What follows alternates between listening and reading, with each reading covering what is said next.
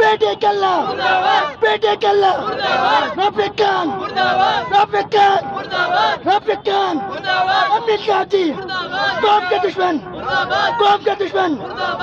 जो अक़लियत की बात करेगा, जो अक़लियत की बात करेगा, जो अक़लियत की बात करेगा, जो अक़लियत की बात करेगा, वोट हमारा राज तुम्हारा, अरे वोट हमारा राज तुम्हारा। उर्दू के साथ इंसाफ करो, इंसाफ करो, उर्दू के साथ इंसाफ करो, इंसाफ करो। अशोक के लोग, अशोक के लोग, कांग्रेस पार्टी, कांग्रेस पार्टी, अरे स्थानीय MLA मुर्दाबाद, अरे कौम के सौदागर मुर्दाबाद, कौम के सौदागर मुर्दाबाद, अरे कौम के सौदागर मुर्दाबाद। अमीन कागजी, रफीक खान, अशोक गहलोत। साथियों, आपको मैं बता देना चाहता हूं कि आपके यहाँ नवाब के चौराहे पे जो राजस्थान के कोने कोने में ये मैसेज जाएगा कि जब उर्दू मिट रही थी तो यहाँ के स्थानीय MLA रफीक खान, जिनके मुंह में दही जम गई थी, वो कांग्रेस के भक्त हो रहे थे और हमारी जबान लूट रही थी। और अमीन कागजी के जबान में दही जम गई थी, हमारी जबान को बंद किया जा रहा था। बीटी कल्ला जी कहते हैं कि अब उर्दू बंद करो और संस्कृत पढ़ो। क्यों पढ़े? संविधान ने हमें यह दिया है कि जो जिस समाज का है, जो जिस बच्चा जो मादरी उसकी लैंग्वेज है, जो मातृभाषा है, वो उसी के अंदर शिक्षा लेगा। जब उर्दू के साथ सौतेला बर्ताव किया जा रहा है, रफीक साहब CM साहब के यहाँ चापलूसी करने में, दरी बिछाने में, जाजम बिछाने में मशगूल है और हमारी उर्दू को मिटाया जा रहा है, खत्म किया जा रहा है, हमारी तहजीब को खत्म किया जा रहा है। इसलिए साथियों, मैं आपसे आह्वान करना चाहता हूं कि मुझे नवाब के चौराहे के वो मर्द चाहिए जो राजस्थान के अंदर ये मैसेज दे सके कि नवाब के चौराहे से जो क्रांति उठी है वो अभी है 70 साल की गुलामी का। अब हम कांग्रेस से हिसाब मांगते हैं। कांग्रेस ने जो हमारे साथ नाइंसाफी की है, हम उसका हिसाब मांगते हैं। साथियों, आपके यहाँ का बड़े दुर्भाग्य की बात है, रफीक खान यहाँ का MLA, लेकिन सदन में चुप, मुस्लिम इशू पे चुप, उर्दू बंद है चुप, हर मुस्लिम पे कहता है मैं तुम्हारा नेता हूँ। और काय का नेता है? तुम दरी और चाचम बिछाने के नेता हो। तुम मिल्लत के मसले पे, तुम कौम के मसले पे नहीं बोल सकते। हमारे बच्चों को स्कॉलरशिप नहीं मिलती, हमारे बच्चों को एजुकेशन लोन नहीं मिलता, हमारे बच्चों को हॉस्टल नहीं मिलता। रफीक साहब नहीं बोलेंगे, साहब हमारे आका अशोक गहलोत साहब नाराज हो जाएंगे। अरे चाय बाढ़ में हमारी जनता के, हमारे मसाइल को आप नहीं बोलोगे, हमने इसलिए चुना था आपको, आप जाके खामोश हो जाओगे। आप समझ रहे हो ये इनकलाब है रफीक साहब, ये चंगारी चिंगारी, ये आदर्श नगर में चिंगारी है और ये नवाब के चौराहे का मैसेज राजस्थान में जाएगा, हर आदमी तक ये जाएगा। जो भी उर्दू से मोहब्बत करता है, जो भी उर्दू से मोहब्बत के साथ उर्दू से हमदर्दी रखता है, उसके लिए मैसेज है कि आज हमारी उर्दू को बंद किया जा रहा है, उसके साथ सौतेला बर्ताव किया जा रहा है। इसी तरह में कारी साहब से कुछ भी नहीं बोला जा रहा है। बड़े अफसोस और बड़े शर्म की बात है कि जिस तरीके से अभी 5 तारीख को जो शिक्षक दिवस के मौके पर एक शिक्षक ने हमारे बच्चों के लिए उर्दू की किताबें मांगी, हमारे बच्चों के लिए उर्दू पढ़ाने के लिए टीचर मांगे, तो उस टीचर के साथ जो व्यवहार किया, बड़े अफसोस की बात है, उस टीचर को निलंबित कर दिया गया। और उसके बाद में जो हमारे MLA हैं, हमारे नेता हैं, जिनको हमने वोट देकर विधानसभा के अंदर भेजा है, उनके किसी भी MLA के मुंह से कोई एक लफ्ज नहीं निकला। एक वाजिब अली जो एक हमारे विधायक हैं, उन्होंने हमारे उर्दू के लिए मांग करी है, उन्होंने उस टीचर को जो है बहाल करने की मांग करी है, लेकिन किसी भी MLA ने या किसी भी नेता ने और कोई बात नहीं करी। बड़े अफसोस की बात है, आज उसी बात को लेकर हमें यह विरोध प्रदर्शन करना पड़ रहा है कि आज जो बीडी कल्ला शिक्षा मंत्री हैं राजस्थान के, उन्होंने हमारे बच्चों को उर्दू पढ़ने का अधिकार छीन लिया है, उन्होंने हमारे बच्चों के लिए उर्दू पढ़ने की किताबें नहीं दी है। बड़े अफसोस की बात है। नहीं, आपकी मुख्य मांगे क्या हैं? हमारी मुख्य मांगे यह है कि हमारे बच्चों को उर्दू की किताबें मुहैया हो और जो 2020-21 की जो घोषणा पत्र है वो लागू हो कि किसी स्कूल के अंदर अगर 20 बच्चे हैं तो वहाँ उर्दू पढ़ाने वाला टीचर मुहैया हो। और जो हमारे उर्दू शिक्षक संघ के अध्यक्ष हैं, प्रदेश अध्यक्ष अमीन कायम खानी साहब, उनको बहाल किया जाए और उनको जिस स्कूल से यहाँ से हटाया गया उसी स्कूल के अंदर उनको वापस लाया जाए। अमीन भाई को बहाल करो, बीडी कल्ला होश में आओ, अशोक गहलोत होश में आओ, अशोक गहलोत होश में आओ, अकलियत का दुश्मन होश में आओ, अकलियत का दुश्मन होश में आओ, बीडी कल्ला होश में आओ, बीडी कल्ला होश में आओ।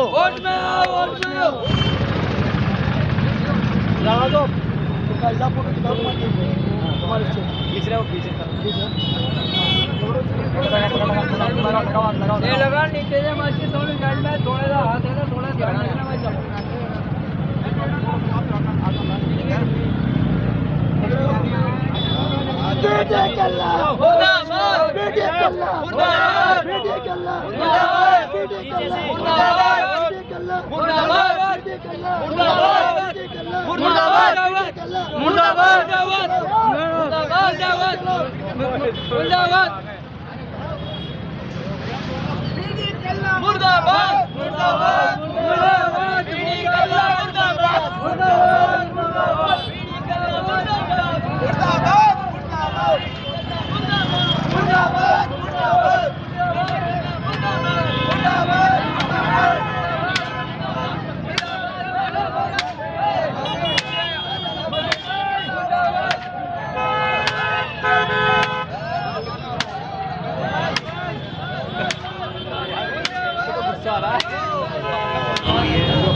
आज का ये विरोध प्रदर्शन हुआ है आपके इस चौराहे के ऊपर, इसके बारे में आपका क्या कहना है?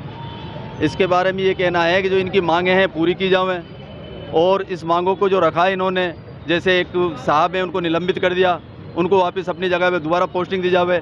और जो उर्दू की किताबों की मांग करी है, कोई गुनाह तो करा नहीं, जो इन्होंने मांग करी हक के लिए मांग करी है और उसको पूरा करा जाए। और जो इन्होंने 2021 में और 20 में जो वादे करे थे जो उनको पूरा किया जाए, बस इनकी मांगे हैं, इसीलिए यह विरोध प्रदर्शन हुआ है। आप बोलेंगे आज के इस विरोध प्रदर्शन पे? बिल्कुल, ये जो भी हो रहा है गलत हो रहा है। हम वोट देते भर भर के कांग्रेस पार्टी को समझ के दिल जान से लग जाते हैं, लेकिन होता ही है माइनॉरिटीज़ के साथ सिर्फ धोखा ही धोखा होता है, धोखे के अलावा कुछ नहीं है। मजहबी ज़बान हमारी उर्दू ज़बान है, जिसको आज धीरे धीरे बंद कर दिया गया। स्कूलों में देखो तो कोर्स से किताबें गायब कर दी गई और किसी ने विरोध किया तो मास्टरों को गायब कर दिया गया।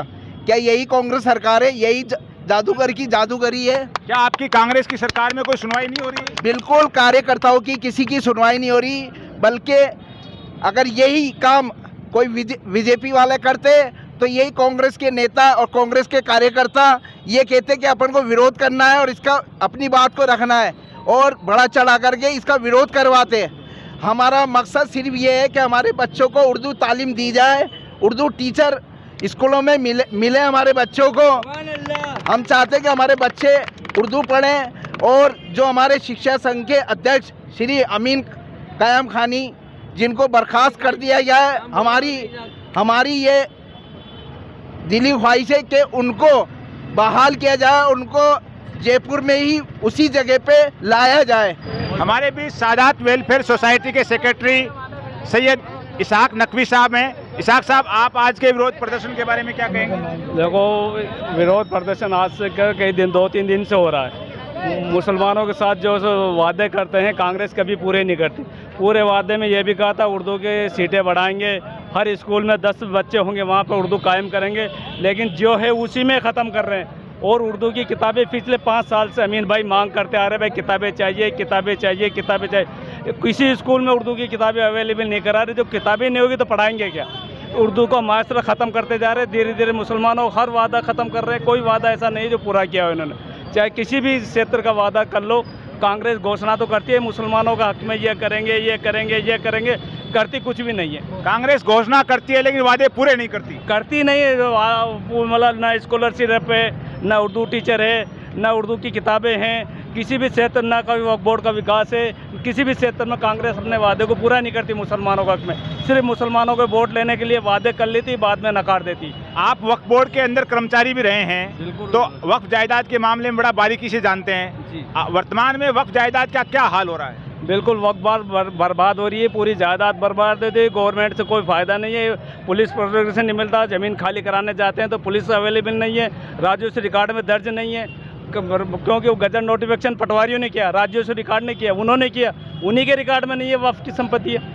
कोई हज़ारों लेटर गवर्नमेंट ने लिख दिए, लेकिन गवर्नमेंट कर्मचारी, तहसीलदार, कलेक्टर कोई ध्यान नहीं देता इसमें। किसी भी वक्फ प्रॉपर्टी को रेवेन्यू रिकॉर्ड में दर्ज नहीं करते कलेक्टर। हज़ारों आदेश निकाले गवर्नमेंट ने लेकिन कलेक्टर किसी भी काम में किसी भी वक्फ प्रॉपर्टी को इंदराज करने के में गुरेज करता है। हमारे बीच मदरसा एसोसिएशन के जो सदर हैं सैयद मसूद अख्तर। मसूद भाई, आज के विरोध प्रदर्शन के बारे में आप क्या कहेंगे? सरकार ने जो 5 सितंबर को जिस तरह से हक की आवाज़ उठाने वाले हमारे अमीन कायम खानी साहब को जो निलंबन करके बांसवाड़ा भेजा है, तत्काल अगर सरकार चाहती है तो उनको बहाल करे, उर्दू की किताबें वापस दोबारा से छपवाए और उर्दू की जो समस्याएं जो बजट में चुनाव घोषणा पत्र में जो घोषणाएं की है उनको लागू करे। मदरसा तालीम जो बदहाल हो रही है उसमें सुधार करे और मदरसा प्यार टीचर जो पिछले 20 साल से बेरोजगार घूम रहे हैं 3000-4000 में, सरकार समय रहते हैं उनको नियमित करे, वरना यह आंदोलन चलेगा और किसी भी स्तर तक जा सकता है। और